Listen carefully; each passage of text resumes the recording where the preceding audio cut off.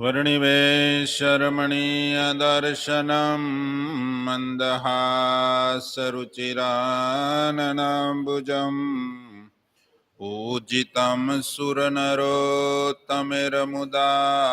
धर्मनन्दनमहमविचिन्तये। ओम श्री पूर्णपुरुषोत्तमाय नमो नमः। श्री हरिकृष्णाय घनश्यामाय नीलकंठाय श्री सहजानंद स्वामिने नमो नमः।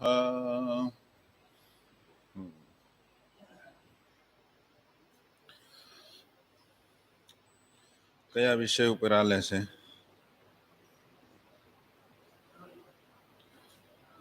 હે દાન વિશે.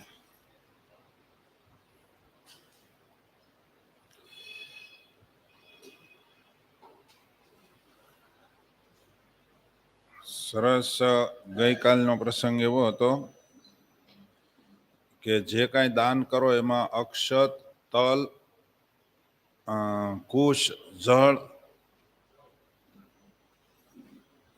નહીં, જળ, તલ, અક્ષત, કુશ, જળ એ હાથમાં લઈને જ દાન આપવું જોઈએ. એમાંથી કોઈ પણ વસ્તુ હાજર હોવી જોઈએ હાથમાં. એમાં દેવતાઓને શું જોઈએ? અક્ષત ને તલ,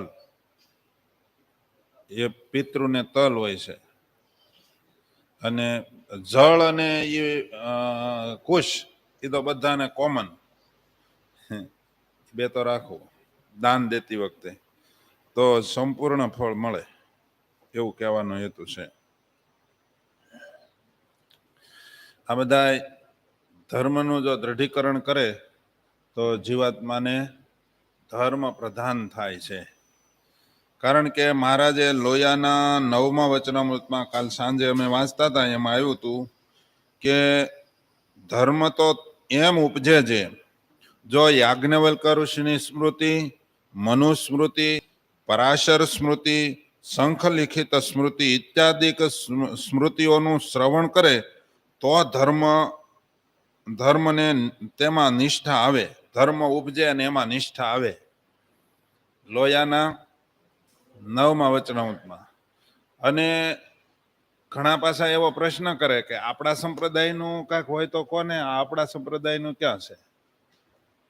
શું કે આપણા સંપ્રદાયનું હોય એ વાંચી અને એ લઈ. આ સ્વામિનારાયણ ભગવાન પ્રતિપાદન કરીને ગયા છે ને, તમારે લોયાના 9મા વચનામૃતમાં કીધું કે આ બધા શ્રુતિ સ્મૃતિનું શ્રવણ કરશો તો જ તમારામાં ધર્મ આવશે, અને જો ધર્મ આવશે તો જ ઘનશ્યામ ભક્તિ આવશે. બાકીનો ભક્તિનો આડંબર છે. શું કહેવાય? જો ધર્મ ન આવે અને એકલી જો ભક્તિ આવે તો એ આડંબર કહેવાય, અને એ આડંબરથી ભગવાન આવે જ નહીં જીવનમાં. એટલા માટે ભક્તિ લાવવા માટે, ભક્તિ કરવા માટે ધર્મ જોઈએ. ધર્મ કેમ આવે? તો કે આ જે શ્રુતિ સ્મૃતિ આજે આપણે અત્યારે જે વાંચીએ છીએ એમાં લગભગ શ્રુતિ સ્મૃતિ પુરાણો એનું જ પ્રતિપાદન કરેલું છે. સત્સંગી જીવનના પોઈન્ટો આવે છે, પણ આ પુસ્તકમાં એના પોઈન્ટો નથી લખેલા. આપણે ઠાકોરજીની કૃપા હશે તો લાલજી મહારાજને મહારાજશ્રીને પૂછ્યું છે કે આની અંદર સત્સંગી જીવનના પ્રમાણો મૂકી અને આપણે આની આ પુસ્તિકાને બહાર પાડશું. આપણે આવું નક્કી કર્યું છે, અને કામ હાલે જ છે, એનું કામ ચાલુ છે, એટલે થોડા દિવસમાં એ પણ થઈ જશે. એટલે કહેવાનું કે આ જે પુરુષોત્તમ નારાયણ જે આપણને મળ્યા છે અને એ જે આપણને કહીને ગયા છે એ ભગવાન કોઈ ચાલુ ભગવાન નથી. ચાલુ ભગવાનમાં સમજો ને કે આ જગતમાં ઘણા ચાલુ ભગવાન થઈને ફરે છે, એને આ પુરુષોત્તમ નારાયણ ભગવાન છે. એટલા માટે શ્રુતિ સ્મૃતિ પ્રતિપાદિત તમામ ધર્મો નિયમો એનું અનુકરણ આપણે કરવું પડે, એને આપણે જીવનમાં ઉતારવા પડે, તો જ આપણે ભગવાનના આશ્રિત કહેવાઈએ. કાલે તો ભગત એવું કહેતા હતા એ કે શ્રુતિ સ્મૃતિ જવા દો, પણ સત્સંગી જીવનમાં લખ્યું છે એટલું પાળે ને તોય ઘણું. વાત એ સાચી. કારણ કે સત્સંગી જીવનમાં જે છે ને એનું પ્રતિપાદન ઓરિજિનલ નથી કરતા કોઈ. એમાં આ તો એનું એને પથ પડે. એટલે જે કોઈને ઘણા હરિભક્તોને એવું લોકો ભરમાવે છે કે આ બધું વાંચે છે એની કરતા આપણા સંપ્રદાયનું શાસ્ત્ર વાંચવું જોઈએ. આ હવે ઉપડ્યું છે પાછું આ નવું કે આપણા સંપ્રદાયનું વાંચવું જોઈએ એમ. આ આપણા સંપ્રદાયનું છે. લોયાના છઠ્ઠા વચનામૃતમાં આજ્ઞા કરીને ગયા મહારાજ, બરાબર. લોયાના 9મા વચનામૃતમાં. એટલે જે કાંઈ આપણે કરીએ છીએ એ શાસ્ત્રોક્ત છે, અને આમાં જે બતાવ્યું છે એ સત્સંગી જીવનમાં છે જ. અને કદાચ અમુક પોઈન્ટ સત્સંગી જીવનમાં ન હોય તો આમાં આવે છે ને, આ મનુસ્મૃતિમાં કીધું છે, આ યાજ્ઞવલ્ક્ય ઋષિની સ્મૃતિમાં કીધું છે, આ રામાયણમાં કીધું છે, આ મહાભારતમાં કીધું છે, આ ગરુડ પુરાણમાં લખ્યું છે, આ પદ્મ પુરાણ, વામન પુરાણ એમાં લખ્યું છે. તો એનો અર્થ એવો નથી કે વામન ભગવાનને માનનારા હોય એને ગરુડ પુરાણ વાંચવાનું જ નહીં. બ્રહ્માંડ પુરાણમાં લખ્યું હોય એ વિશ્વક્ષેન સંહિતામાં હોય એ નહીં વાંચવાનું, એવું નથી ક્યાંય લખ્યું. ધર્મ હિન્દુના બધાના શ્રુતિ સ્મૃતિ અને 18 પુરાણો એની અંદર જે કાંઈ પ્રતિપાદન કર્યા ને એ ટોટલી હિન્દુને લાગુ પડે, જો હિન્દુ કહેવાતા હોય તો. જો તમે હિન્દુ ન હોવ તો તમારે શ્રુતિ સ્મૃતિ પુરાણો બધાને કાઢી નાખવાના, બરાબર. અને જે એવું કહે અને હરિભક્તોને કોઈ ભરમાવતું હોય તો એને હિન્દુમાં ખામી છે. શાસ્ત્રને જે નિષેધ કરે એ તો બહુ મોટો કુસંગ કહેવાય.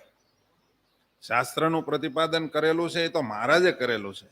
તમે જેનો નામ રટન કરી અને ધામમાં જવાનો સંકલ્પ કરો છો ને એ જ ભગવાન આપણને આ પ્રતિપાદન કરીને ગયા છે, એ જ કહીને ગયા છે. તો દાન વિશે જે મહારાજે વાત લખી છે તો બહુ સરસ કીધું કે દાન દેતી વખતે તમારે કઈ રીતે ઊભું રહેવું, જેમ લાગે એમ દેવું નહીં. દાન દેવાનું સંપૂર્ણ તમારે ફળ જોતું હોય તો આપનાર પૂર્વાભિમુખે થઈ અને દાન આપે. તમે પૂર્વ મુખે ઊભા રહી અને દાન આપવાનું, અને લેનાર છે એ ઉત્તર મુખે ઊભો રહીને દાન લે, સ્વીકારે, એને ગ્રહણ કરે. આમ કરવાથી દાન દેનારની ઉંમર વધે છે અને લેનારની ક્ષીણ થતી નથી, એટલે કે એની ઘટતી નથી. પછી અન્ન, જળ, ઘોડો, ગાય, વસ્ત્ર, પથારી, છત્ર અને આસન, આ 8 વસ્તુઓનું દાન યમલોકના માર્ગને માટે ઉત્તમ માનવામાં આવ્યું છે. આપણે આપણી સંસ્કૃતિમાં એવું પ્રતિપાદિત છે કે 12માને દિવસે કાંક તમે બધું આપો, એને શું કહેવાય? કળપણું. કળપણામાં છત્રી આપો, શૈયા આપો, ખાટલો આપો, બૂટ. હા, ઘણા પાછા બાપા તમાકુ ખાતા હોય તો એ મૂકે, હે નવી મૂકે, એવું કરે છે ને? સાચું છે ને? મેં તો અંદાજે ધોકો પસાડ્યો હતો, તો હાસો પડ્યો. એ ન હોય, હે હાથે કરીને ઓલા બિચારાને ન્યા હેરાન કરો ને. ઓલા જમના દૂત આ ડાબલી જોઈને એમ કે આ જ કર્યો ધંધો તે, ઉભા મનની બે નાખે. હે બીડીની જોડી મૂકે ને આ કઈ એવું કઈ શાસ્ત્રમાં વિધાન નથી. દાન હેનું કરાય? આ તમે દાન કરો છો, પણ લોકમાં એવી અંધાધૂંધ આ વસ્તુ પાછી લેનારાને કદાચ જોતી હશે એટલે પ્રતિપાદિત કરતા હશે એવું લાગે. ભૂદેવો અમુક છે ને કહેતા નથી. રમેશભાઈ ઓઝા કહે એને તો બહુ આકરા શબ્દમાં કીધેલું, પણ એ શબ્દ હું નહીં બોલું. એને એમ કીધું કે બ્રાહ્મણ છે ને સંપૂર્ણપણે કોઈને સાચું કહેતા નથી. નહીતર તમારા લગ્ન પ્રસંગ વખતે તમે બૂટ ને ચંપલ પહેરીને તો તમે ફેરા ફરો છો. બૂટ ચંપલ કાઢી નાખવા પડે. અગ્નિદેવ છે અને ભૂદેવ છે. બ્રાહ્મણની સાક્ષી અને અગ્નિની સાક્ષીએ તમે ફેરા ફરો છો ત્યારે ટીપ ટોપ થઈને, હા, અને તમે બોલો છો પાછા એવું મંગળ કાર્ય એમ.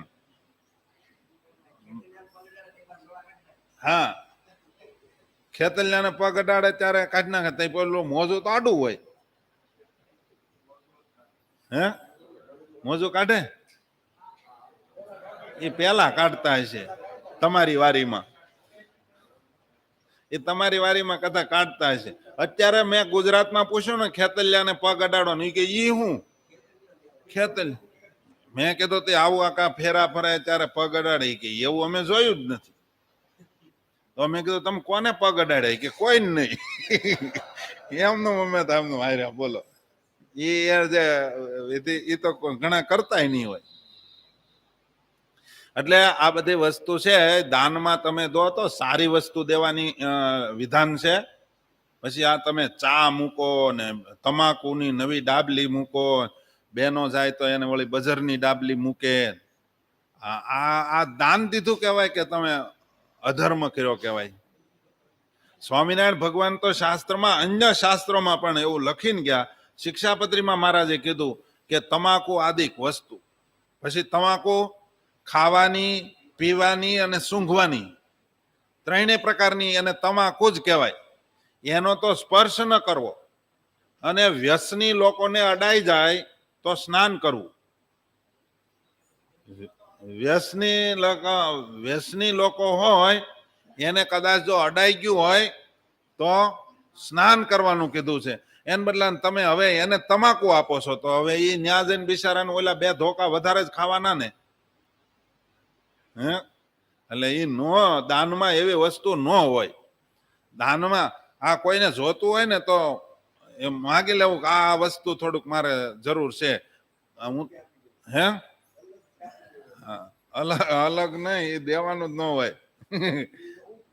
ના ના, એને કોઈ પણ વસ્તુ કાંઈક શાકભાજી કે એવું હતે જોતું હોય તો લઈ લેવું, બીજું માગી લેવું કે થોડુંક મારા માટે શાક લેતા આવજો. પણ આની ચોખવટ કરવી જોઈએ. તો આ સમાજની અંદર જે ખોટી અંધાધૂંધી પ્રવર્તી જાય છે ને એ ન પ્રવર્તે. સગા સંબંધી પાછા પૂછે કે ડાબલી મૂકી કે નહીં, એ પાછા એમ પૂછે. એમાં ના પાડવાની ક્યાં વાત કરો. એટલે ખોટું છે. દાન દેવું એટલે કે અન્ન છે, જળ છે, જળનો ઘડો મૂકે ખબર, પછી ઘોડો છે, ગાય છે, વસ્ત્ર છે, પછી પથારી છે, છત્ર એટલે છત્રી, આ બધી વસ્તુ, આસન, આ બધી વસ્તુ છે ને એ જ યમપુરીના માર્ગની અંદર એ સુખ કરતા છે અને એને માર્ગની અંદર ઉત્તમ માનવામાં આવ્યું છે. પછી ગાય, ઘર, વસ્ત્ર, પથારી અને કન્યા, આ વસ્તુઓ અનેક મનુષ્યોને નહીં આપવી જોઈએ. એકવાર તમે ગાય આપી દીધી પછી એ ન લેવા આવ્યા તો એ ગાય પછી બીજાને દીધી, વળી ઓલો પાછો લેવા આવશે તો.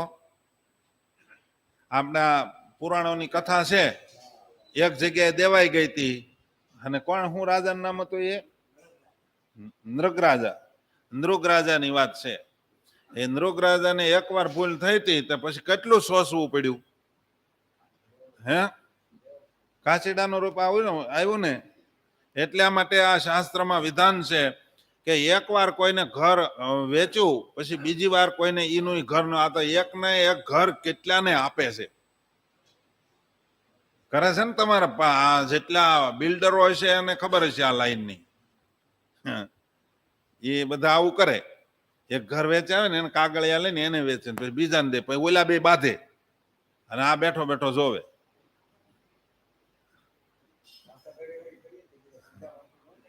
હા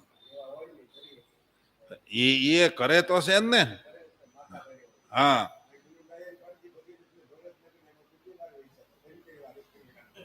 તો એ કેવું થાય શાસ્ત્રમાં ના છે કે ગાય ઘર વસ્ત્ર એકવાર આપી દીધું પછી બીજાને નહીં. પથારી એકવાર કોકને આપી દીધી પછી પાછી એ પથારી બીજાને દેવાય નહીં. કન્યા એકવાર કન્યાનું દાન હોય, ત્યાંથી લઈને 2 લાખ રૂપિયા લઈ લઈને વળી છૂટું કરવાના, વળી પાછા અહીંયા બીજે દે, ત્યાં વળી કાંઈક નો હરખું આવે વળી ત્યાં પાછા 2 લાખ દે.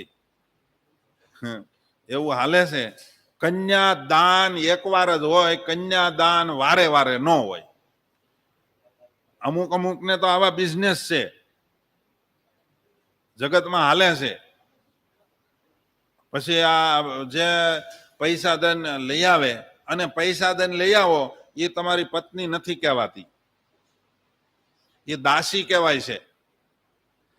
પૈસા દઈને તમે જે કન્યાને લઈ આવે એ એમના પત્ની કહેવાતા નથી. અને એ કદાચ તમે સત્યનારાયણની કથા કરો કે પછી ગમે એ સદકાર્ય કરો, એની બાજુમાં જે બેહારો તમે, તો એ તમારું કાર્ય દેવતાઓ અથવા તો પિતૃઓ એ ગ્રહણ નથી કરતા. તમારું એ કાર્ય ફેલ જાય છે. પૈસા દન અને જે પૈસા લય અને કન્યા આપે છે એ તો અધમ કહેવાય. શાસ્ત્રમાં તો બહુ એનો નિષેધ કરેલો છે. અને આ અત્યારે બહુ પ્રવર્તી ગયું છે. અહીંયા ન મળે ને તે આમ આઘે જઈને લઈ આવે, કે એને ખબર હોય ને કે આ કરતું કોઈ જાણતું નથી. હે અને છૂટું કરવાના જે પૈસા લે છે એ બહુ ખોટું કહેવાય. હા, એકાબીજાના સ્વભાવ ટકરાય અને જે નોખું થાય છે ને એ બહુ ખોટું થાય છે. હા, એટલે બેવડો જ રાખો, પછી ડી અને નો એ બે જુદા રાખો. હે 75 લાખ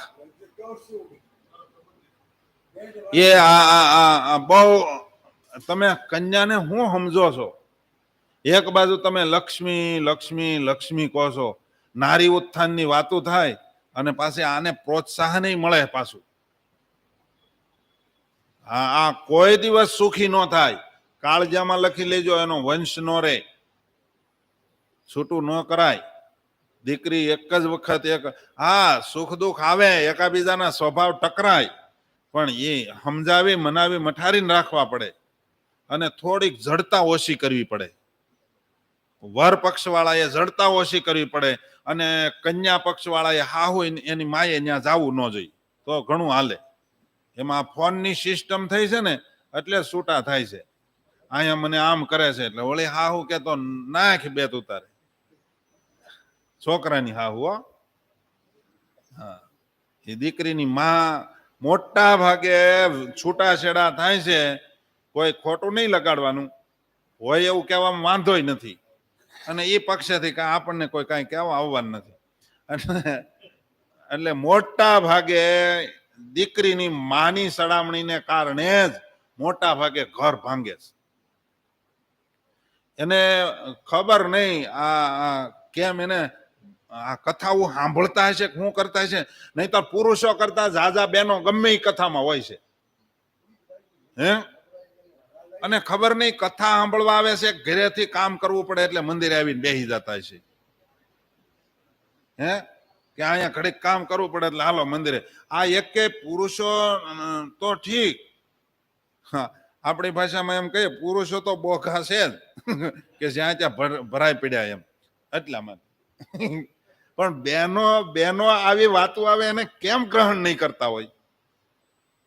અને શાસ્ત્રમાં ઉલ્લેખ છે કે દીકરીનું ઘર ભાંગે ને એની માં એ માં નથી, વાઘણ છે, વાઘણ.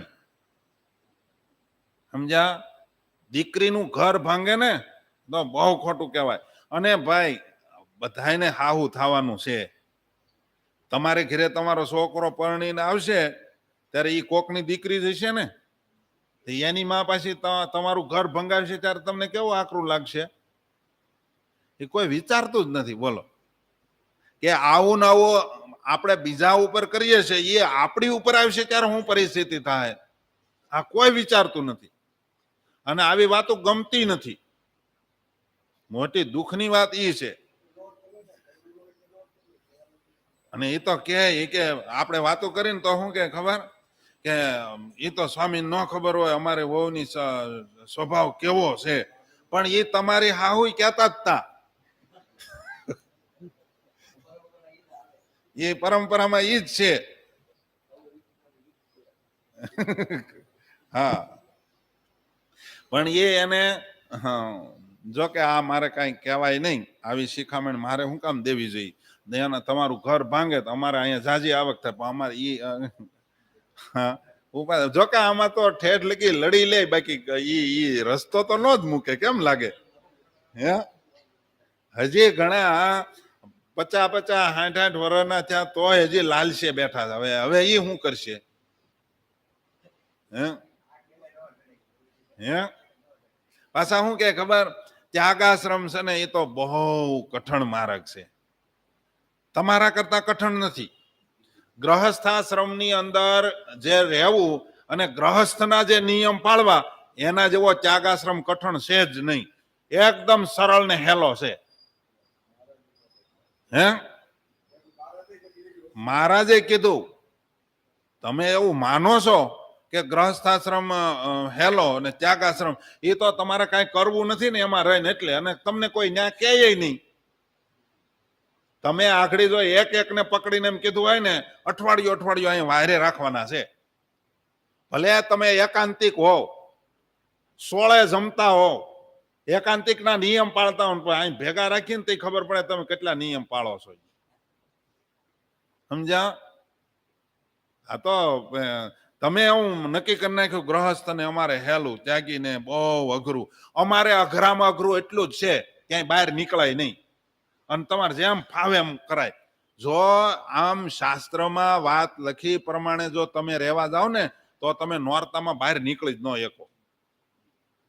પરસ્ત્રીની શું કહેવાય કથા ને કીર્તન ને એ તમારે સંભળાય જ નહીં. તો અહીંયા તમારા બધા ગાય છે, હું તમારી બેન ગાય છે. અને માનો કે તમે એને બેન માનતા હો, એવી માન્યતા તમારા દિલમાં રહે છે? હે હગી મા બેન ને દીકરી વિશે જો એવી માન્યતા ન રહેતો તો પરસ્ત્રીને વિશે મા બેન દીકરીનો ભાવ રાખવો કઠણ છે. મહારાજે તો કીધું એવો જ રાખવો એમ, પણ રાખવો કઠણ છે. એટલા માટે એવું લખ્યું કે ખાલી ખુશામત કરવી નહીં, બોલે બોલ મધુરા એને કોઈ દિવસ દિલ દેવું નહીં, ગુણગાન નહીં જેના અંગમાં એવા ધુતારા તરફ કોઈ દી ધ્યાન દેવું નહીં, કામી ક્રોધી લોભીને લાલચું આવા દગાખોર ભેળું કોઈ દી બેસવું નહીં, લઈ બેઠા હોય ગામની ખટપટ એવાની સંગત કોઈ દી કરવી નહીં, કહે બળદેવ ચેતનહારા છેજો શઠને કોઈ દી શિખામણ દેવી નહીં. સમજ્યા? આવા શબ્દ કહી દીધા. બોલો, આ જો ન સમજાય અને આ વાત ન ઉતારે તો એને શઠ કહેવાય ને, એવાને આપણે શિખામણ દેતા. મહારાજે એક વાત લખી કે શિક્ષાપત્રી છે એ મુમુક્ષુજનને આપવી. આસુરી સંપ્રદાય યુક્ત હોય એને આ અમારી લખાયેલી શિક્ષાપત્રી આપવી નહીં. તો એનો અર્થ શું સમજવાનો? શિક્ષાપત્રી તો આપણે કેટલી છપાવીએ છીએ? 2,000 છપાવીએ છીએ, પણ એ દીધી ન કહેવાય. દીધી તો એને કહેવાય એનું રહસ્ય તમે સમજાવો ને ત્યારે શિક્ષાપત્રી દીધી કહેવાય. નહીતર શિક્ષાપત્રી તો કેટલા સ્ટોલમાંથી લઈ જાય છે, એ દીધી ન કહેવાય. શિક્ષાપત્રી ઘણા તો દાયજામાં આપે છે. દાયજો કહેવાય ને, શું કહેવાય, લગ્નમાં દીકરીને શિક્ષાપત્રી આપે, ઠાકોરજીનો ફોટો આપે, પણ શિખામણ નથી દેતા. કારણ કે પોતા પાસે જ નથી. તો આ તો બીજેથી લઈને આપી દેવાની વાત છે સ્ટોલમાં. દીકરીને નહીતર શિક્ષાપત્રીનો ઉપદેશ આપો કે બેટા હવે તું અહીંથી જ્યાં જાશો એ તારો ધણી, એ તારો ઈશ્વર, એ જ તારો ગુરુ, એ જ ભગવાન છે તારો. હવે તારે બીજો કોઈ સંકલ્પ, એ કદાચ ગમે એમ કરે ને તો તારે હવે બીજો સંકલ્પ ન કરાય. આવો ઉપદેશ દીધો કોઈ દી ડખો થાય? હે પાછા ભગવાનને બધાએ ધ્યાન રાખવું જોઈએ.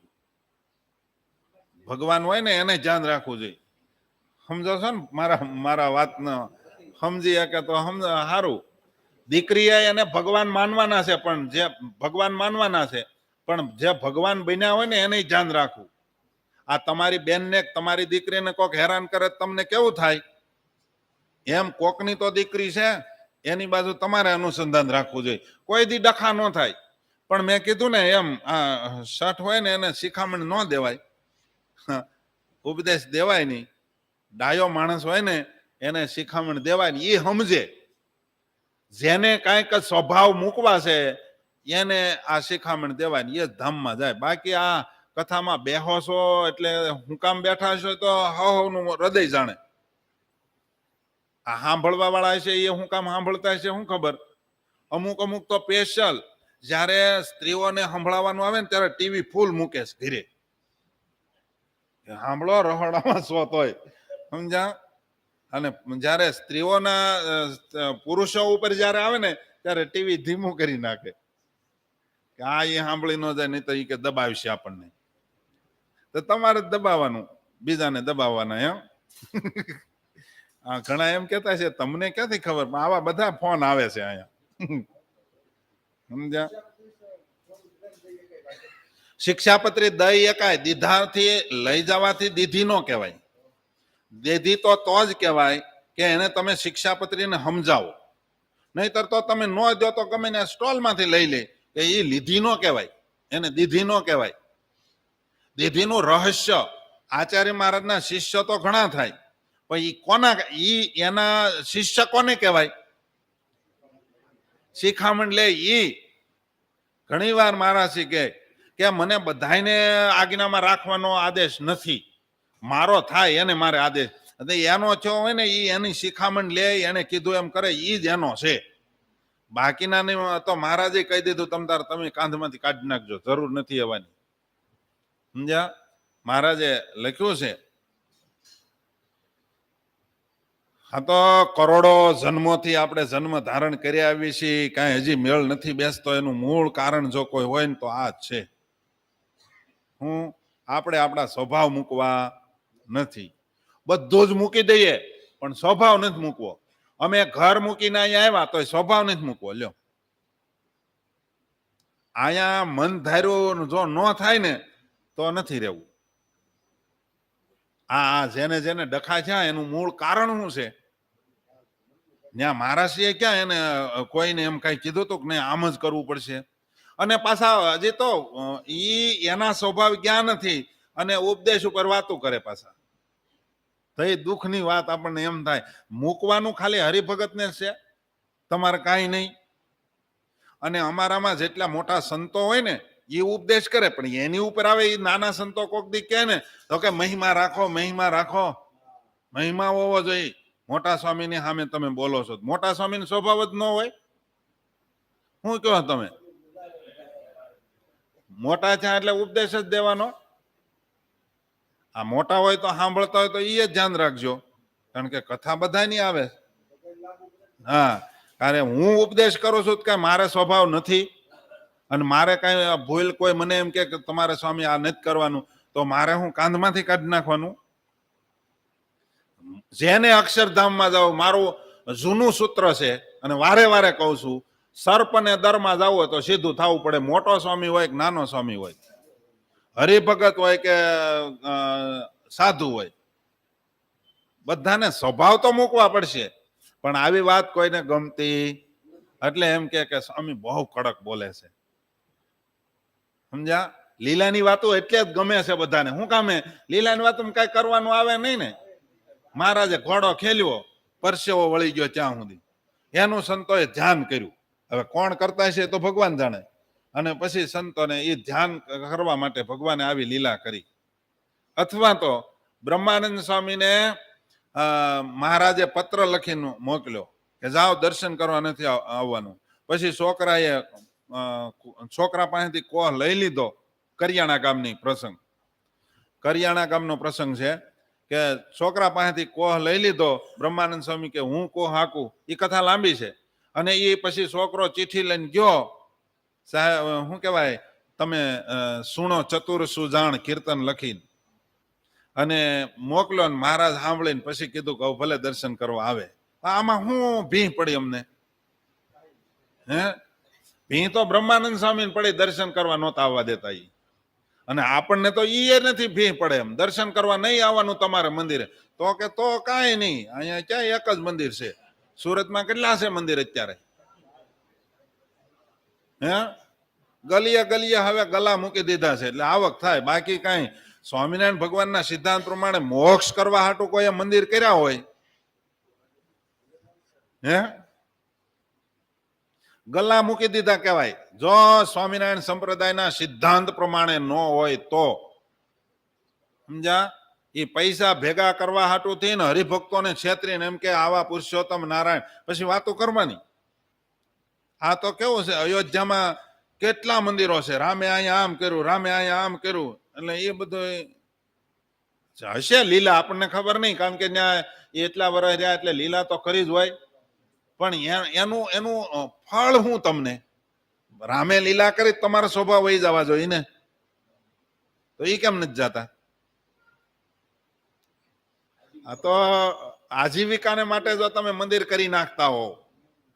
ઘણા તો એમ કે પછી અમારા સાધુને શું કરવું, એ કે હવે પછી આવક તો કાંઈક તો જોઈ ને, એટલે આવક હાટોથી તમે આવ્યા. અને મોટા ભાગે આજે હું અમારા દિલની વાત કહી દઉં, આજે રાતે સપનામાં મેં આ વિચાર કર્યો, બોલો, કે આ બધા સાધુ આ હાટો જ આવ્યા છે, કોઈને સાચું કહેવું નહીં અને કોઈને સંપ્રદાયના સિદ્ધાંતની વાત કરવી નહીં, અને હાવ બસ ઘરેથી આમ ખબર નહીં શું લેવા આવ્યા છે.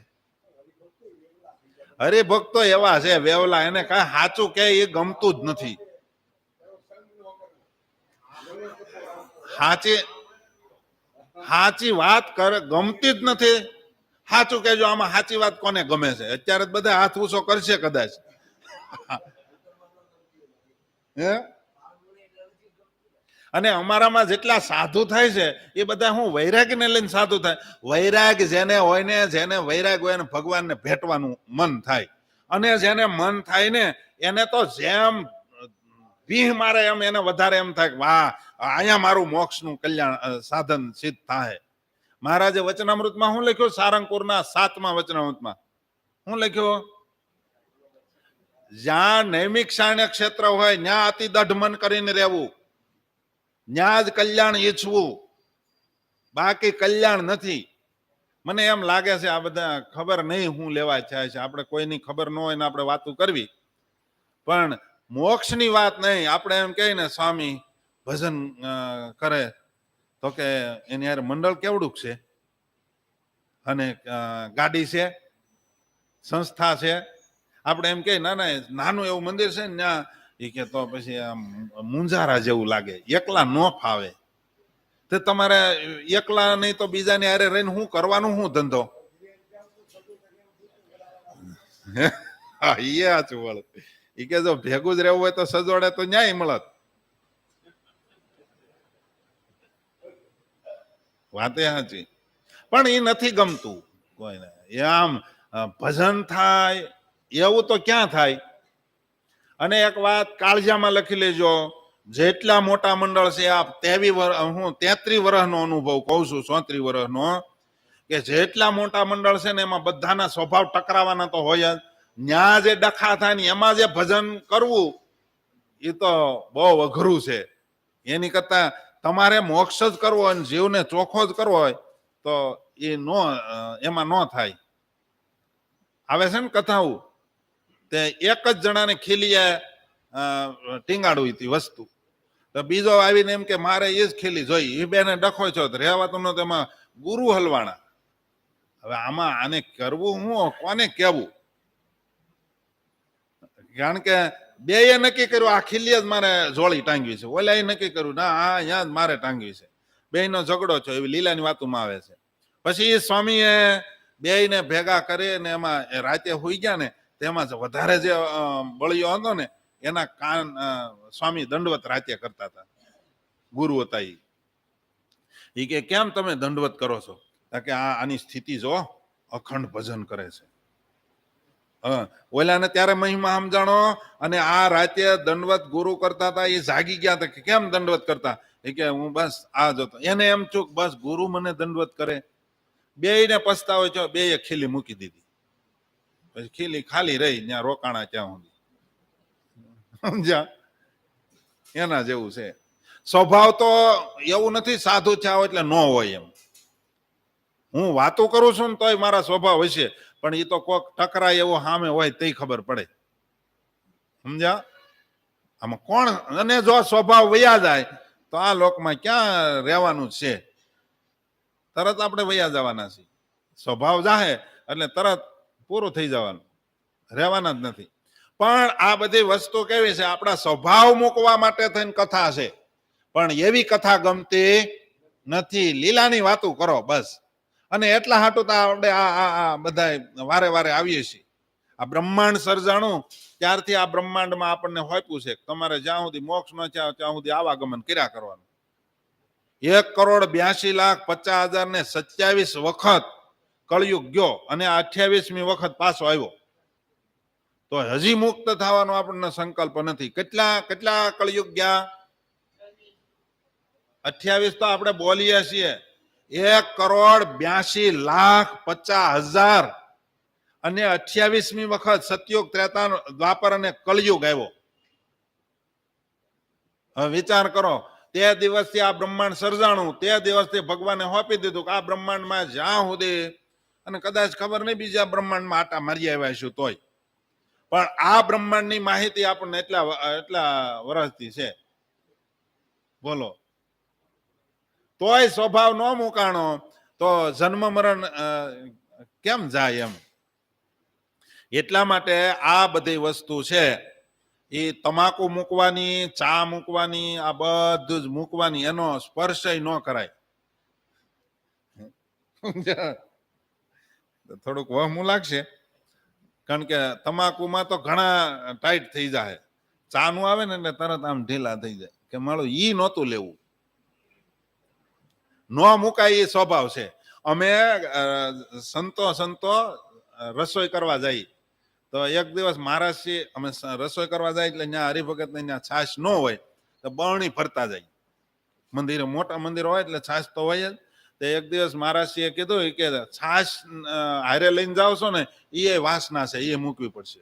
કીધું આ તો ખાવા જો હવે.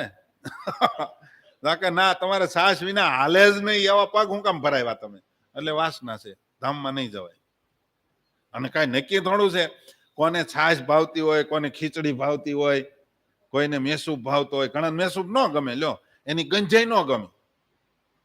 હે, તો છાશમાં વાસના હોય તો એ જન્મ મરણ લેવરાવે. તૂટી તુમડી અને ફાટી લંગોટી એમાં એ તો હોય તો એ વાસના જન્મ લેવરાવે. જન્મ નો લેવો પડે એની માટેની વસ્તુ છે બધી. જે થાકેલા હોય ને, થાકેલા, એના માટેની વાતો છે. હાશ, હવે શાંતિ થઈ. ગમે છે ને વાત બધાને? હા, તો વાંધો નહીં, કારણ કે પરબારું જાય છે.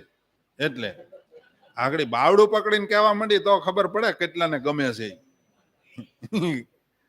એકને પકડીને કીધું હોય ને કે ભગત આ તમારી ભૂલ છે, આ કરશો નહીં, વિવેકથી કહી તોય કે ન હોવું જોઈએ. સમજા? હે, વિવેક ક્યાં છે એમ? પછી હું જો કોઈનું કહું તો વાંધો નહીં ને. આ આગલી લાઈન વાળાને જો કહેવા માંડું ને તો ઈ બીજે દી વાહલી લાઈનમાં વહી જાય. સમજ્યા? હા, વાહેલી લાઈનમાં હો બીજા મંદિરે જ વયા જાય. કે પેલા જેવા સ્વામી નથી એમ કે. હું કે પેલા જેવા નથી કે હું કલર બદલી ગયો છે. થાકેલી વ્યક્તિને આરામ આપવો, રોગીની સેવા કરવી, દેવતાઓનું પૂજન કરવું, બ્રાહ્મણોના પગ ધોવા અને બ્રાહ્મણોનું એઠું સાફ કરવું, આ કાર્યો ગોદાન સમાન પુણ્યપ્રદ છે. ગાયનું દાન કરો ને જે ફળ મળે એ કોઈ થાકેલી વ્યક્તિને તમે આરામ કરવાની જગ્યા આપો ને, કઈ વાંધો નહીં, બેહો ઘડી વાર, તોય તમને ગાયના દાનનું ફળ મળે. બોલો, આ યાજ્ઞવલ્ક્ય ઋષિની સ્મૃતિમાં લખ્યું છે, 109મો શ્લોક પહેલા અધ્યાયનો. એમાં થાકેલી વ્યક્તિ, કોઈ રોગી હોય એની સેવા કરવી એ ગમતું નથી. સમજાય? રોગીની આમ જો કે માતા પિતા અને રોગાતુર, શિક્ષાપત્રીમાં શું કીધું? માતા પિતા અને રોગાતુર મનુષ્યની સેવા કેટલા વર્ષ કરવાની કીધી? જીવન પર્યંત. આ તો માતા પિતા અને ગુરુ, માતા પિતા ગુરુ અને રોગાતુર ત્રણેયની સેવા જીવન પર્યંત કરવી. તે ગુરુમાં ક્યાં ભૂલ ખાઈ છે ખબર? ગુરુ એટલે અમારા મંડળમાં તો સાધુને જ કહે કે એ સાધુને જ ગુરુ કહેવાની, એની જ સેવા કરવાની. જે શિક્ષાપત્રીમાં ભગવાને આપેલા ગુરુનું પ્રતિપાદન નથી કરતા કોઈ. આ તો અમે નક્કી કર્યા કે આની પાસે રહીને મારે ગુણ શીખવા એટલે ગુરુ કહેવાય. તમે બધા જયારે પહેલા વેલા સુરતમાં આવ્યા ત્યારે તમે એમ નહોતા કહેતા કે આ ઘાટિયા પાસે મારે હીરા શીખવા એટલે એ તમારા ગુરુ, બરાબર? એમ અમે અહીંયા આવીને આની પાસે નક્કી કર્યા, પણ વાસ્તવમાં ભગવાન આપીને ગયા એ કયા ગુરુ? આચાર્ય મહારાજ. તો એની આજીવન પર્યંત જીવન રહે ત્યાં સુધી સેવા કરવાની કીધી. આ તો કે 20 વર્ષ સુધી મચ્યા પણ ન મેળ આવ્યો, હવે તો બીજાની કરો. તો એને ભાન હોવી જોઈએ બીજાને કે આ 20 વર્ષ સુધી ન્યા કરીને આવ્યો તોય એનો નો છો, આ મારો એનો થવાનો. આ હજી જો આમાં તલમાં નહીં તેલ દેખાય તો હજી આ મને મૂકી દેવાનો છે. હા, શું ખોટું? એટલે બહુ ફેર કરતો એનો વિશ્વાસ ન કરવો. સમજ્યા? જે કન્યા એક ઘર મૂકીને બીજે જાય એટલે તમે શું વિચાર કરો? હાહુ હારા તરત એમ દાદા કોઈ આવ્યો હોય ને અમારી પાસે તો એમ કે અમારા દીકરાને બીજી ઘરે એને નહોતું બનતું એટલે એની હારે અમે મેરેજ કર્યા છે. પછી એમ કે નિયમ ધર્મમાં તો કે એ કાંઈ અત્યારે ન કહેવાય, ધીરે ધીરે કે હું કામે એને હજી વિશ્વાસ નથી કે આ કન્યા કેટલા દી રહે. કારણ કે એકને મૂકીને આવી છે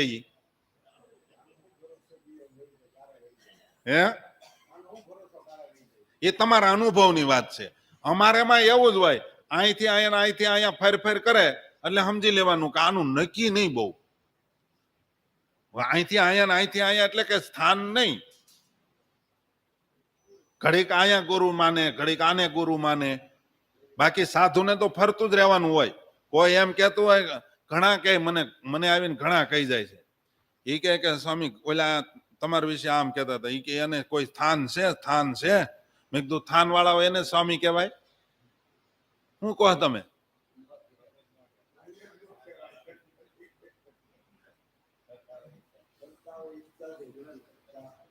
પાછા ઈ બોલે તો છે જ, સાધુ તો ફીરતા ભીલા, એટલે ફરતા એટલે ઘડીક આ બાજુ ને ઘડીક આ બાજુ એમ ફરતા ફીરા.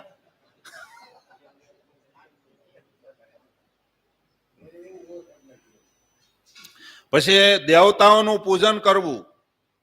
આ જે તમે સવારમાં પૂજા કરો, કેટલા જણા પૂજા કરે છે? ખુલ્લા દિલથી હાથ ઊંચા કરો, કરતા હોય તો. બધા કરે છે, તો બધા જ પૂજા કરે છે. તો પૂજા કરો ને એટલે ગાયના દાન જેટલું પુણ્ય મળે, પૂજા કરતા હોય તો.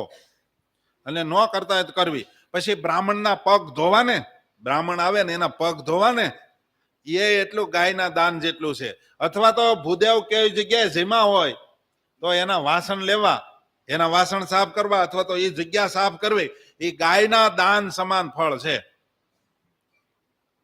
સમજ્યા? જો આ યાજ્ઞવલ્ક્ય ઋષિની સ્મૃતિ પહેલા અધ્યાયમાં 109મો શ્લોક વાંચો, લખ્યું છે. બ્રાહ્મણોનું એટલા માટે લખ્યું કે 1,82,50,027 વખત કળયુગ ગયો અને 28મી વખત આવ્યો ત્યારે મહારાજે વચનામૃતમાં લખ્યું પ્રથમ સતયુગ હતો ત્યારે બધા જ બ્રાહ્મણ હતા. સમજ્યા? બધા જ બ્રાહ્મણ હતા અને બધા જ ભગવાનનું જ ભજન કરતા હતા, બીજા કોઈનું નહીં. એવું મહારાજે વચનામૃતમાં સ્વામિનારાયણ ભગવાનને લખ્યું છે.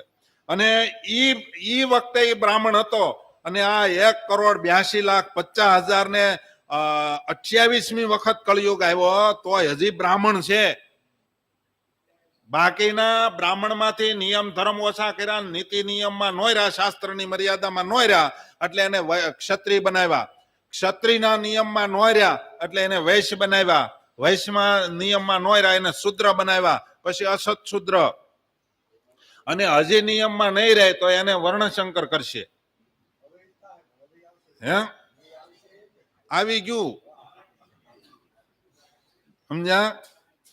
તો એ બ્રાહ્મણનો મહિમા એટલા માટે છે કે હજી એનો એ બ્રાહ્મણ ને બ્રાહ્મણ કુળમાં જ જન્મે છે એટલે એ કઈ જેવો તેવો પુણ્યશાળી તો હોય નહીં. શાસ્ત્રનો મત છે, મહારાજ વચનામૃતમાં બોલ્યા છે. એટલા માટે બ્રાહ્મણના પગ ધોવા એનું હેઠું, અને ભગવાન કૃષ્ણએ તો એ હાટું તો સેવાને ગુપ્ત રાખીને છેલ્લે એને પકડી લીધી. કઈ સેવા પકડી હતી ભગવાને? પતરાવાળા. અર્જુન ને બધા કહેવા માંડ્યા કે મહારાજ આ અમને ખબર ભૂલથી રહી ગયું છે. ભગવાન કે એ મેં જ રાખ્યું છે, તમારા મગજમાં આવવા દઉં તો તમે કોકને આપી દો ને. હે ભગવાને લઈ લીધી સેવા એ, અને આપણને એવી સેવા ગમતી નથી. હોય ને તોય આપણે ઠેકીને વયા જાય કે અહીંયા સાફ કરવાનું ભૂદેવ જમાતા માળા જમીન વયા ગયા છે, સાફ તો કરવું તું એમ કે. પાછા ભૂદેવો હોય એને થોડુંક ધ્યાન રાખવું, હા લપદો ન કરી દેવું, કોક પગ દઈને લપટે એવું. આ બે બાજુ સમજવાનું છે. મહિમા કીધો છે, જેમ સાધુનો મહિમા કીધો છે મહારાજે કે સાધુનો ભગવાનની સેવા બરાબર ફળ મળે. સંત સુવે તે ભેળો હું સોવું રે, સંત જમે તે ભેળો હું જમું રે, સંત ચાલે તો એની વાહે હું હાથ મારા કર દોય. નારદજીને ભગવાન નારાયણે કીધું કે હું બે હાથેથી એને છાંયો કરું, સૂર્યનો તાપ ન લાગે. પણ પછી એટલો મહિમા કીધો પછી સાધુ એ બીજાને દબાવાય નહીં, સાધુને સાધુની મર્યાદામાં રહેવાય. સમજ્યા? એનો જ મહિમા કીધો. ખાલી ભગવા પહેરીને તમને છેતરતા હોય અને આ લોકમાં બિઝનેસ ચાલુ કરી દેતા હોય એનો મહિમા નથી. આજના સંદર્ભમાં મોટા ભાગે આ જ હાલે છે, બિઝનેસ જ હાલે છે, એકલા મહિમાના લોંદા સોટાડી. અને હરિભક્તોને એવું જોઈએ છે કે આવા સાધુ આપણને મળી જાય, મહિમા વાળા કઈ કરવાનું જ નહીં. હા એટલે હાલે એવું નહીં. પછી દીન, આંધળા, નિર્ધન, અનાથ, ગુંગા એટલે મૂંગા, જળ, વામન, લંગડા વગેરે વિકલાંગોની તથા રોગી મનુષ્યોની સેવાને માટે જે ધન આપવામાં આવે છે તેનું મહાન ફળ હોય છે. એટલી વ્યક્તિને જો તમારે કઈક દેવું પડ્યું હોય ને તો એ તમારે સમજી જવાનું કે બહુ તમારે ફળની પ્રાપ્તિ થવાની છે. એક વાત યાદ રાખજો, વ્યાજવા દેતા હોય એને, તમારી ઘરે કોક આવ્યો હોય દીન થઈને આવ્યો હોય, એને તમારે જો દેવાનું થયું હોય ને તો તમારે ભાગ સમજવા જોઈએ, માંડ આવ્યો છે એમ નહીં. સમજ્યા? એને તમારી આગળ દીન થઈને આવ્યો છે, ભાઈ સાહેબ મારે જરૂર છે, અને એની પાસે તમે 8-8, 10-10, 12-12% સુધી પહોંચી ગયા છે. કાલ મેં કથા કર્યા પછી 3 જણાને ફોન આવ્યા, એ કે સ્વામી 12% પહોંચ્યા છે. મેં કીધું એ સારી વાત કહેવાય, જલ્દી પૈસા વાળા થાય. હે હા ધંધા કરવા હાટું, સાચી વાત છે બાપાની. પછી કોઈ સુરદાસ હોય એને તમે કઈક સેવા કરો. સુરદાસની સેવામાં એક જગ્યાએ લખ્યું હતું કે સુરદાસને રોડ ઓળંગાવે ને તો બહુ ફળ મળે. એક જણો સુરદાસને બાવડું પકડીને પરાણે ઓલે કાંઠે લઈ ગયો. હા ધમણ થઈને ગુરુ પાસે આવ્યો. એ કે કેમ એટલો બધો હા ધમણ થઈને આવ્યો? તો કે શાસ્ત્રમાં લખ્યું છે ને કે સુરદાસને રોડ ટપાવે તો બહુ ફળ મળે. એ કે પણ એમાં હા ધમણ કા થઈ ગયો? એ કે એને જાવું નહોતું, પણ એને ઢળડીને મૂકવામાં એટલી મહેનત પડી. સમજ્યા? એમ નહીં, બિચારાને જાવું હોય તોની વાત છે, ઢળડીને નહીં. પછી નિર્ધન હોય એના માટે તમારે ધન વાપરવું પડે ને તો એ તમારે ફળ મળે. પણ વાસ્તવમાં ધન હોવું જોઈએ, અલા નિર્ધન હોવો જોઈએ. અને આ બધી વસ્તુ ક્યારે થાય ખબર? પોતે નીતિથી કમાણેલો હોય તો જ આ બધું વસ્તુ બની શકે. જો એનો નીતિનો પૈસો ન હોય તો આ વાત બની શકે નહીં. તમારે વાપરવું હોય તો ધન એમ કે તારું અનીતિનું એને દે ને એનું જીવન મારે નથી બગાડવું. તારું મર બગડ્યું, તે આ ધર્મ કરીને લઈ આવ્યો છો એ.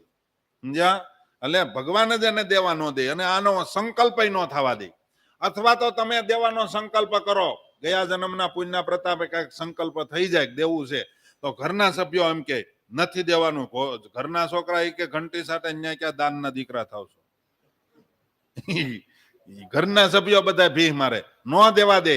મતલબમાં એની પાસે તમારું ધન સારું હોય, નીતિનું હોય, તો એ ધન કોઈ જગ્યાએ બીજે જાતું નથી. ઈ ક્યાં જાય? વૈદને. સમજા? દવાખાને જાય. ઘણા ગાડી ચોરીને ભાગે, તે ભટકાય. સમજ્યા? એ પાસે બધા નથી ભટકાતા, નહીં તો બધા બંધ કરી દે. બધા નથી, પછી મોટો એનો ઝાટકો લાગશે. અત્યારે તો ભલે કદાચ ન ભટકાય, એને મોટો ઝાટકો લાગશે. અને વિકલાંગ હોય, બિચારો જડ એટલે કે ગાંડા જેવો હોય, એને મગજ ઓછું હાલતું હોય, બરાબર, એવો હોય, લંગડા હોય, આ બધાની તમે સેવા કરો ને, અથવા તો એને તમારે એના માટે કંઈક વાપરવું પડે ને, તો તમારે બહુ મોટા ફળની પ્રાપ્તિ થવાની છે, મહાન ફળની. પછી વિદ્યાહીન હોય, તપોહીન બ્રાહ્મણે દાન નહીં લેવું જોઈએ. ભણ્યો ન હોય અને તપ વિનાનો બ્રાહ્મણ હોય, એને કોઈ દી દાન ન લેવાય. કારણ કે સત્સંગી જીવનમાં આવે છે કે બ્રાહ્મણને લાયક નહોતો અને દાન લેવાઈ ગયું તું, કાળો થઈ ગયો આખો, અને પછી રોવા માંડ્યો. પછી સ્વામિનારાયણ ભગવાન હતા, તે વળી કાનમાં મંત્ર દઈ અને પાછો હતો એવો ને એવો કર્યો. પ્રસંગ આવે છે ને સત્સંગી જીવનમાં. હા, એટલા માટે વિદ્યાહીન હોય, બ્રાહ્મણે ભણવું જ જોઈએ. કદાચ માનો કે ન ભણી શકે, પણ તો એને ભજન ભક્તિમાં વધારે એને પ્રવૃત્ત રહેવું પડે. એવું નથી કે વિદ્વાન થાય તો જ ભજન થઈ શકે, એને એ રીતે રહેવું પડે. પછી મૂર્ખ એટલે કે તપ અને વિદ્યાથી હીન હોય, આવું કૌંસમાં લખ્યું છે. મૂર્ખ બ્રાહ્મણ જો સોનું, ભૂમિ, ઘોડો, ગાય, અન્ન, વસ્ત્ર, તલ અને ઘીનું દાન લે છે, તો તે લાકડાની જેમ ભસ્મ થઈ જાય છે, એને કોઈ ફળ મળતું નથી. દાનમાં લેવામાં આવેલું સોનું અને અન્ન, તેમાં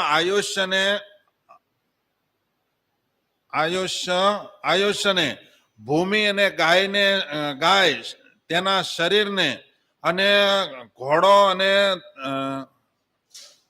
ઘોડો છે એના નેત્રને, વસ્ત્ર એની ત્વચાને, ઘી એના તેજને, તલ એના સંતાનને કષ્ટ કરી દે છે, નષ્ટ કરી દે છે.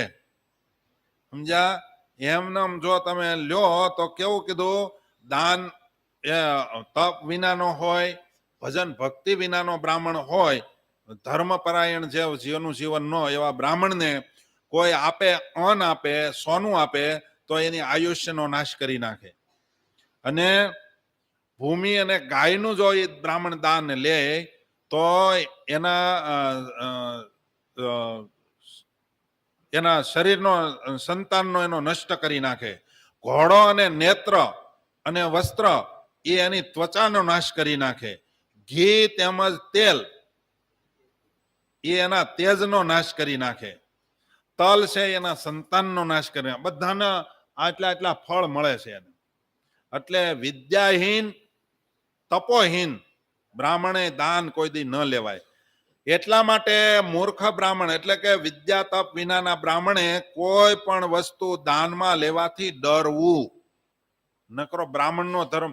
અને દાન છે ને દિવસમાં લેવાય, રાત્રિએ દાન દેવાનો નિષેધ આવશે આગળ. રાત્રિએ દાન ન કરવું. કોઈ પણ વસ્તુનું દાન કરો એ રાત્રિએ ન કરવું. કેમ કે થોડું પણ દાન લેવાથી તે કીચડમાં ફસાયેલી ગાયના જેવું એને દુઃખ મળશે.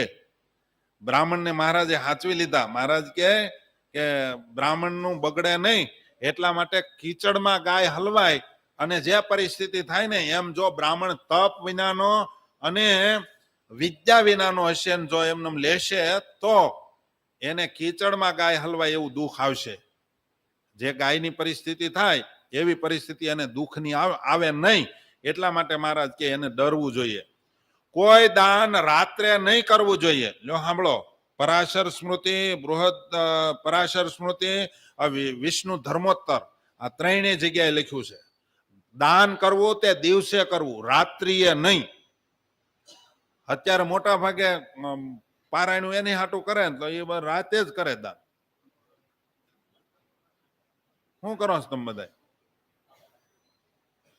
અને કોઈ કહે નહીં, કારણ કે રાત્રિએ જ બધા છૂટા થઈને આમ પગાર બગાર છો એટલે રાતે જ બધું ધમધમાટી હોય. હે દિવસે ધોળા વાળા હોય તો એ વિચાર એવો કરે કે દીકરો લખાવશે અને દીકરો રાતે જ આવે. હે એટલે અનુસંધાન રાખવું, રાત્રિએ કોઈ દાન દેવું નહીં. પરંતુ હવે ખારા પાટમાં બી વાવ્યું છે, ઉગશે નહીં, પણ હવે ધ્યાન રાખવું.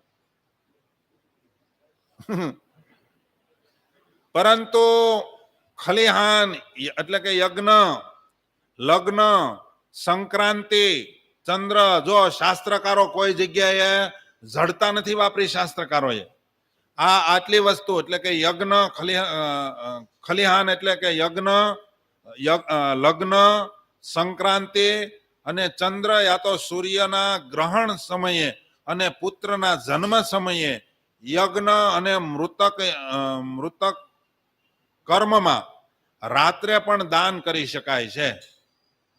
આટલી જગ્યાએ રાત્રે દાન. ત્યાં પછી એમ થોડું કે મારા પપ્પા રાતે ગયા છે તો અત્યારે દાન નથી કરવું. રાતે જવાનું હોય તો રાતે તરત એના હાથે ગાયનું દાન કરાવી દેવું જોઈએ, તો બહુ ફળ મળે અને એની પણ એની ઉન્નતિ થાય. સમજ્યા? આજે કાલે હું એક વિડીયો સાંભળતો હતો, એમાં આવ્યું કે જેને જમપુરીમાં ન જવું હોય ને એને એક કામ કરવું, દરરોજ તુલસીની પ્રદક્ષિણા ફરવી. જો એમાં એવું આવ્યું.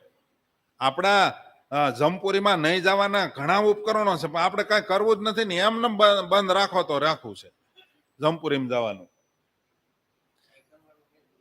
મહેનત કાંઈ નથી કરવી આપણે.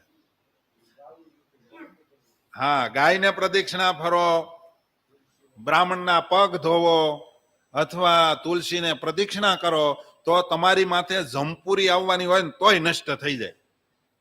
એટલું લખ્યું છે.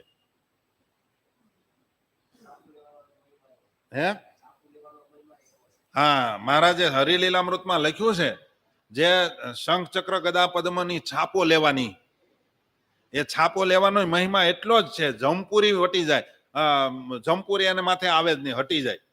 બરાબર? અને એટલું એમાં લખ્યું છે કે પછી એને કોઈ તુકારો કરે, જેને છાપું લીધી અને કોઈ તુકારો કરે અથવા તો એનો તિરસ્કાર કરીને પગ મારે તો એના જે કાંઈ પાપ હોય એ પાટું મારનારને લાગે અને એના જે કાંઈ પુણ્ય હોય એ એને લાગે, એવું હરિલીલામૃતમાં લખ્યું. એટલે છાપો કોને કોને લીધી છે? હજી ઘણાએ છાપું નથી લીધી. છાપું લેવાનો વિધિ વડતાલમાં છે, એ લેવાની. એ સ્વામીએ એમ કીધું મહારાજને કે મહારાજ જો આવું જ હોય, એટલો બધો મહિમા હોય તો જેટલા મંદિર છે ત્યાં બધે પ્રવર્તાવી ગયો ને, શિખરબદ્ધ મંદિર છે ત્યાં, તો બધાને અનુકૂળતા આવે. મહારાજે ના પાડી હરિલીલામૃતમાં. મહારાજ કે જે સ્થાનનો જે મહિમા છે એ સ્થાનમાં જ રહેવા દેવો. હરિલીલામૃત વાંચો. એટલે છાપું લેવાનો વિધિ વડતાલમાં જ છે. બધા સ્થાન મહાન છે, સ્વામિનારાયણ ભગવાનના પ્રસાદીભૂત છે, પણ જે સ્થાનમાં જે મહિમા છે એ સ્થાનને ત્યાં જ એનો મહિમા રહેવા દેવો. બરાબર? છાપો લીધા પછી ગોમતીમાં સ્નાન કરવું, રણછોડરાયના દર્શન કરવા, એ ક્યાં થાય? વડતાલ જ જવું પડે. ગોમતી ઘણી, રણછોડરાય તો જુનાગઢમાં છે પણ ત્યાં ગોમતી નથી પાછી. હે અને છેલ્લે ગુરુના દર્શન કરવા, એ તો બધામાં આવશે. ગુરુના દર્શન તો ગુરુ ક્યાં છે? અમદાવાદમાં છે, પણ એ નહીં. અહીંયા તો ગોમતી રણછોડરાય બે ઘટે છે. બરાબર? એટલા માટે આનો મહિમા પછી કોઈ એમ કે આપણે ત્યાં નથી જવું, આપણે આપણું આ જુનાગઢ બરાબર છે, અથવા તો ગઢડા બરાબર છે, અમદાવાદ વાળા એમ કે અમદાવાદ બરાબર છે, છપૈયા વાળા એમ કે છપૈયા બરાબર છે. એમ નહીં, બધા જ મહાન અતિ પવિત્ર છે. દંડવત લાખો કરીએ તો ઓછા પડે, પણ છાપું લેવાનો મહિમા તો વડતાલનો છે. હે બીજે વેલિડ નથી. આપે છે ઘણી જગ્યાએ, પણ એ વેલિડ નથી. વડતાલ એક જ જગ્યાએ હોય. હા, ઈ ખબર નહીં, એ આપણને ખબર નહીં. વડતાલનો મહિમા કીધો છે. હા, પછી અભય દક્ષિણા, વિદ્યા, કન્યા, દીપક, અન્ન અને આશ્રયનું પણ રાત્રે દાન કરી શકાય. અભય દક્ષિણા, અભય એટલે કથા વાર્તા, એનું દાન. તમને ભય નો ઉપજાવે એવું સ્થાન કયો? તો અક્ષરધામની પ્રાપ્તિ, અને એ કથા વાર્તાથી જ મળે. તો અભય દક્ષિણા તમારું સારું થાય એ રાત્રિએ પણ કરી શકાય.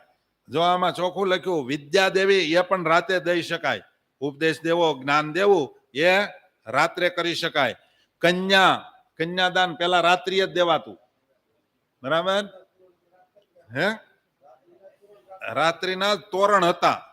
આ તો હવે તમને રાત્રે ઉજાગરા આમ કરે, બાકી આવા કાર્યમાં નહીં. હા, એવું છું. પછી દીપક નું દાન રાત્રે જ દેવાય, દિવસે દાન શું છે? દીવો તો છે જ દિવસ, સૂર્ય. પછી અન્નનું દાન એ રાત્રે કરી શકાય, કોઈને જમવાનું થાય. અને કોઈને આશ્રયનું દાન, તમે હાલીને આવો છો ક્યાંય છે તો એક રાત તમ તાર મારે ન્યા હું તમને આશ્રય આપો, આનું દાન રાત્રિએ પણ કરી શકાય. હવે એક રહ્યું છે, ગાય, સોનું, ચાંદી, રત્ન, વિદ્યા, તલ, કન્યા, હાથી, ઘોડો અને પથારી, વસ્ત્ર, ભૂમિ, અન્ન, દૂધ, છત્ર અને આવશ્યક સામગ્રી સહિત ઘર, આ 16 વસ્તુઓના દાનને મહાદાન કહેવામાં આવે છે. આટલી વસ્તુ, આ હોળમાંથી કોઈ એક વસ્તુ દેવાનું થાય ને તો તમને મહાદાનનું ફળ મળે. આનાથી મોટું કોઈ દાન નથી. વિદ્યા દેવી, પછી વિદ્યામાં આવી જાય, ઉપદેશ દેવો, કથા વાર્તા કરવી, વિદ્યા દીધી ને, તો એ દાન, એના જેવું બીજું કોઈ દાન નહીં. અભય દાન જેવું કોઈ બીજું દાન નથી. સમજા? એટલે સાધુને કથા વાર્તા કરે ને એનું બહુ ફળ છે, પણ શાસ્ત્રોક્ત કથા વાર્તા કરે અને સારે માર્ગે સાચા ભગવાનનો આશ્રિત બને એવો જો ઉપદેશ આપે ને, એના જેવો કોઈ ભાગશાળી સાધુ નો કહેવાય. અને એવો સાધુ થયો હોય તો એના માતા પિતાને ધન્યવાદ છે, એવી ધરતીને, જ્યાં જન્મ ધારણ કર્યો હોય ધરતીને વંદન છે. એ સાચી વાત. સાચી વાત કેવી, કઈ જેવી તેવી વાત નથી. છત્રીની છાતી જોઈએ, કઈ નો એકાય. કોઈકને ખોટું લાગે, કોઈ મારી હારે નહીં સંબંધ રાખે, મારી હારે વેર થઈ જાહે, એવું થાય. એટલે એ દાન અઘરું છે, અને એવું દાન એ નિર્ભય સ્થાને પહોંચી જાય તો આને પણ એટલું ફળ મળે છે. એટલા માટે લોકોની પડાપડી છે કે મને કથા આપો, મને કથા આપો એમ. સમજ્યા? બાકી બીજો કોઈ હેતુ એના મનમાં હોય તો ખબર નહીં, બાકી હું તો આવું માનું છું. પરાયણે એની પાસેથી કથા એકાબીજાની બંધ રખાવીને પોતાની ગોઠવાવે છે ને, એ એટલે ગોઠવાવે છે. હે, આ મહિમા સમજી ગયા. એ પછી યજમાન ક્યાંય વયો જાય ને એ હાટું કરતા હોય તો એ જાણે, બાકી મોટા ભાગે આવું હશે, આવો મારો અંદાજ છે. બાકી તો ભગવાન જાણે. સહજાનંદ સ્વામી મહારાજ. શ્રીપતિમ શ્રીધરમ સર્વદેવેશ્વરમ ભક્તિધર્માત્મજમ વાસુદેવમ હરિ માધવમ કેશવમ કામદમ કારણમ સ્વામિનારાયણમ નીલકંઠમ ભજે. સહજાનંદ સ્વામી મહારાજની જય. આજે શ્રીપતિ